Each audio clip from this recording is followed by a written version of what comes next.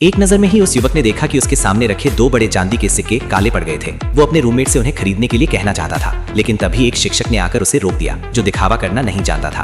कहा जाता है कि असली बड़े चांदी के सिक्के में कम से कम 90% चांदी होती है, लेकिन काले पड़े सिक्के में लोहे की मात्रा अधिक होती है। ये नकली होना चाहिए। शिक्षक की बात सुनकर शिया हुआ ने अचानक उसे झट से पकड़ लिया और हाथ में ले लिया। बॉस, मुझे ये चाहिए। कितने? 2800, 1400, सौदा पक्का।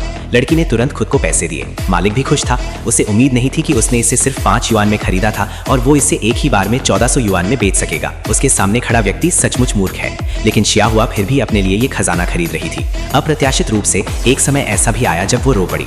इसी समय युवक भी दुकान पर आया और कहा कि उसे शेष बड़ा चांदी का सिक्का चाहिए। 2850, 1440, 900, इससे कम नहीं हो सकता। 30, 800, ये वास्तव में सबसे कम है। ठीक है ठीक है ठीक है, 30 तो 30 ही है। 30 यानी 30। कुछ मिनटों की खींचतान के बाद उस युवक ने आखिरी बड़ा चांदी का सिक्का मात्र 30 युआन की बहुत कम कीमत पर खरीद लिया। ये सत्यापित करने के लिए कि खरीदा गया बड़ा चांदी का सिक्का असली है या नहीं, उन्होंने सामने रखे खजाने के बक्से की जांच करने का निर्णय लिया। अचानक उनमें से एक समूह वहां से चला गया। पीछे उन्होंने देखा कि मालिक ने फिर से 2 बड़े चांदी के सिक्के निकाले और उन्हें स्टॉल पर रख दिया। उसी समय उनमें से एक समूह खजाने के डिब्बे के पास भी आ गया। शिया हुआ बड़ी चांदी की मुद्रा को क्लर्क को देने के लिए बेताब थी, लेकिन क्लर्क तो सिर्फ एक छात्र था और उसे कुछ समझ नहीं आया। उसने बस सिक्के को सरसरी नजर से देखा और कहा कि शिया हुआ की ये बड़ी चांदी की मुद्रा असली है। शिया हुआ ने भी जल्दी से अपना बड़ा चांदी का सिक्का निकाला। जैसा कि उम्मीद थी, क्लर्क ने भी लापरवाही से उसे स्कैन किया और कहा कि शिया हुआ का सिक्का नकली है। ये दृश्य देखकर कुछ सहपाठी तुरंत उठ खड़े हुए और शिया हुआ को नासमझ कहकर उसका मजाक उड़ाने लगे।